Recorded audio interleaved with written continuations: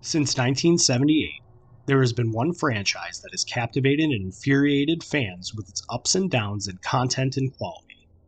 It all started in a small town of Haddonfield, Illinois, and worked its way into the hearts, minds, and fears of millions around the world. Through the twists and turns of what the original vision for the franchise was to where it went, Michael Myers has evolved from the quintessential essence of the Boogeyman into a pop culture phenomenon. In the following episodes, we will explore the original vision of the legendary John Carpenter for the character and the first film, while going down the rabbit hole of where the franchise ended up. Strap yourself in and get ready to join us for the first installment of Too Much Candy.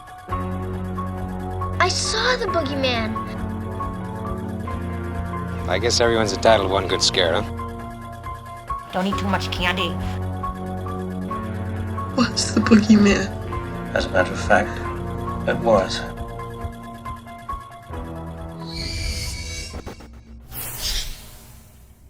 In 1978, over a 4-week period, the seeds were sown for one of the most influential and captivating horror movies ever produced.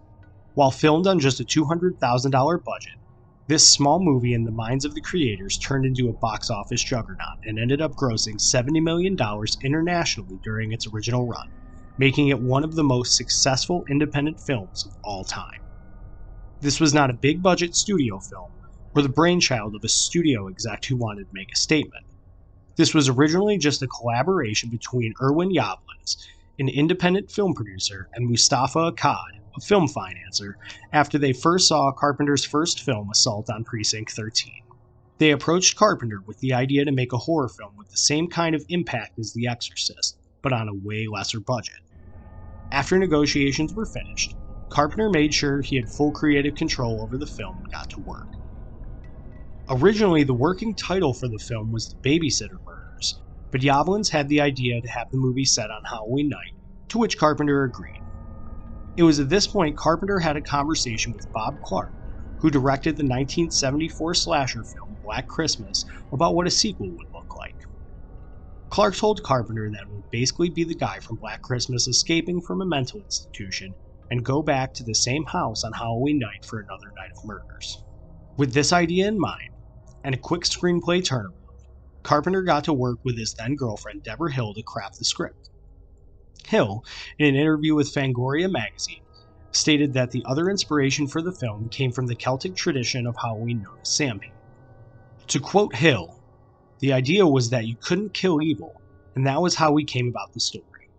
We went back to the old idea of Samhain, that Halloween was the night where all the souls are let out to wreak havoc on the living, and then came up with the story about the most evil kid who ever lived. When John came up with his fable of a town with a dark secret of someone who once lived there, and now that evil has come back, that's what made Halloween work." Other inspirations for the script came from personal backgrounds of both Hill and Carpenter. These inspirations ranged from Hill being a babysitter as a teen and writing the dialogue for the female characters, while Carpenter crafted the haunting speeches Dr. Loomis would recite to describe the sheer evil which comprised Michael's character. On top of all of that, a plethora of other real-life experiences came to be part of the script. Haddonfield was named after Hill's childhood hometown where she grew up in New Jersey. Many of the street names were real street names from Carpenter's hometown of Bowling Green, Kentucky. Laurie Strode was the alleged name of Carpenter's first girlfriend. Michael Myers was named after a producer who helped submit Assault on Precinct 13 to various film festivals. And as a tribute to Alfred Hitchcock, Tommy Doyle was named after Lieutenant Detective Thomas J. Doyle from Rear Window, and Dr. Loomis came from Sam Loomis, the boyfriend of Marion Crane in Psycho, which coincidentally Jamie Lee Curtis's real-life mother also played Marion Crane in Psycho. Other real-life experiences that influenced the film included Carpenter's visit to a psychiatric institution while he was in college. While he was there, he visited the ward with the most serious and mentally ill patients. He came across an adolescent boy who had a blank, schizophrenic stare. This was the big inspiration for the description that Loomis gives Brackett about Michael, which goes, "I met this 6-year-old child with blank, pale, emotionless face and the blackest eyes, the devil's eyes. I realized what was living behind that boy's eyes was purely and simply evil." That would go on to be one of the most iconic quotes in horror history. Other fun facts about the cast include Donald Pleasance agreed to take the role because his daughter, a guitarist at the time, enjoyed the score for Assault on Precinct 13, and he was also the highest paid actor in the movie. Jamie Lee Curtis was acting on various TV shows before being cast. As previously mentioned, her mother Janet Leigh was Marion Crane in Psycho, so Carpenter thought it would be good publicity for the film since his first two choices for lead actress could not be secured. Nick Castle, who played Michael, or The Shape as stated in the credits, was paid by the day and went on to direct 90s comedies Dennis the Menace and Major Payne. Joni Cunningham from Happy Days, Aaron Moran, had a brother named Tony who ended up playing the role of the unmasked Shape and was paid $250 for the appearance. Nancy Keys, known professionally as Nancy Loomis, played Annie Brackett, Sheriff Brackett's daughter. Nancy Loomis and Charles Cyphers, who played Annie and the sheriff respectively in Halloween, were both in Assault on Precinct 13. PJ Soles was cast as Linda and was married at the time to Dennis Quaid. Quaid would have played the role of Bob, who was killed in one of the most cerebral ways in the movie, but had prior commitments to attend to. Robert Englund, also known by horror fans as Freddy Krueger, worked on the film for a day helping scatter the leaves around Pasadena, California, where the movie was actually filmed in order to give it more of the Midwestern autumn look as opposed to the sunny California landscape. And now some quick notes about the score of the movie.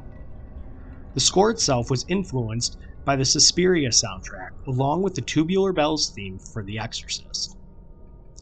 John Carpenter himself, when he is scoring a movie, does just go with what he feels in the moment of the film, which in contrast is very opposite to how most other famous movie composers record their scores, and also, with little help from another producer, scored the whole movie himself. The 5/4 time beat was taught to Carpenter by his dad at a young age on the bongos, which he then translated into the theme itself and would become one of the most iconic horror themes in history. The entire score of the film was comprised in just 3 days and has been pointed to as the true star of the film. Some notes about the release of the film. Halloween was released on October 25, 1978 in downtown Kansas City at the AMC Empire Theater. It would go on to gross $1.27 million during its release weekend and $47 million domestically during its run, along with another $23 million internationally, bringing the total to $70 million. The film has been re-released various times in theaters since the original release to commemorate its anniversaries in order to give those who weren't there to experience the magic the first time a chance to relive the movie in all of its glory. The rights to Halloween was sold to NBC in 1980 and led to it being shown on television for the first time in 1981. The pause between obtaining the rights and it finally being shown allowed for Carpenter to film extra scenes to make up for the 2-hour runtime allotted to the film on television. These extra scenes were filmed while they were making Halloween 2. During its initial release, the film was met with a good mix of positive and negative reviews. On the bad side, it was called laborious and boring, but on the high end, it was referred to as a beautifully made thriller. One of the most lauded film critics of all time, Robert Ebert, heaped praise on the film and called it a visceral experience, also claiming, maybe you don't like movies that are really scary? Then don't see this one. Now, with almost 44 years under its belt since its release, the genius of Carpenter's work has fully been appreciated as well online. You could find the movie sitting at 96% approval rating on Rotten Tomatoes, along with an 8.6 out of 10 rating. While she was not the first, it was Jamie Lee Curtis's performance that many point to as the quintessential final girl in horror movies, and Halloween itself, although also not being the first, has been cited as the movie to usher in the slasher film genre. While many things can be said about the first film in this historic franchise, it should be noted that this was not meant to spawn just that, a franchise. John Carpenter has stated that he took more of a back seat for the following 2 movies and wanted other directors to get the shot he did at creating a low-budget film that could potentially strike gold. While this may seem a little controversial, Carpenter has stated in almost all interviews not only about the Halloween movies, but any of his movies, that if you throw enough money his way, he has no problem allowing a movie to have a sequel, be remade, or reimagined. Let this not take away from the original masterpiece, though, helmed by one of the greatest directors of all time. Carpenter still speaks very highly of the 1978 film, even calling it fun to film, and saying the biggest compliment he feels he received during its run was hearing audiences scream outside of the theaters. All of that being said, it stands to reason that, while it may be based off the opinion of the narrator, Halloween is the greatest horror movie of all time.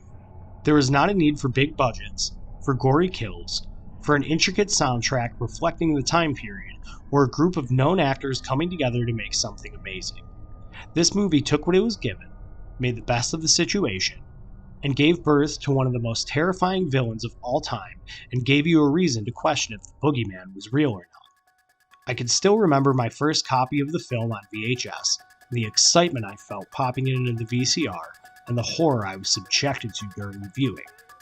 I personally have never been more afraid of a singular character than the Shape himself, and to this day, I still get goosebumps at the end of the film when all that is left is to process what just happened, and the haunting gasps of a killer's breath.